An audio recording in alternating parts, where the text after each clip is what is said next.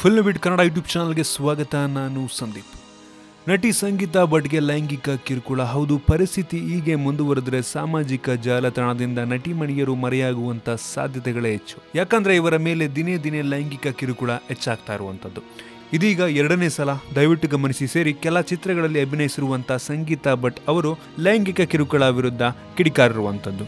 ನಟಿ ಸಂಗೀತಾ ಭಟ್ಗೆ ಕಿಡಿಗೇಡಿಯೊಬ್ಬ ಫೇಸ್ಬುಕ್ನಲ್ಲಿ ನಗ್ನ ಚಿತ್ರವನ್ನು ಕಳುಹಿಸು ಎಂದು ಪೀಡಿಸ್ತಾ ಇದ್ದಂತೆ. ಈ ಬಗ್ಗೆ ನಟಿ ಸಂಗೀತಾ ಭಟ್ ಅವರು ಫೇಸ್ಬುಕ್ನಲ್ಲಿ ಬರೆದಿರುವಂಥದ್ದು. ಪ್ರೀತಿ DSZ ಎಂಬ ಫೇಸ್ಬುಕ್ ಮತ್ತು ಇನ್ಸ್ಟಾಗ್ರಾಮ್ ಅಕೌಂಟ್ನಿಂದ ನಗ್ನ ಚಿತ್ರ ಹಾಗೂ ಬಿಕಿನಿ ಧರಿಸುವ ಫೋಟೋವನ್ನ ಕಳುಹಿಸು ಎಂಬ ನಿತ್ಯ ಸಂದೇಶ ಬರ್ತಿದೆ ಅಂತ ಸಂಗೀತಾ ಭಟ್ ಅವರು ಹೇಳಿರುವಂಥದ್ದು.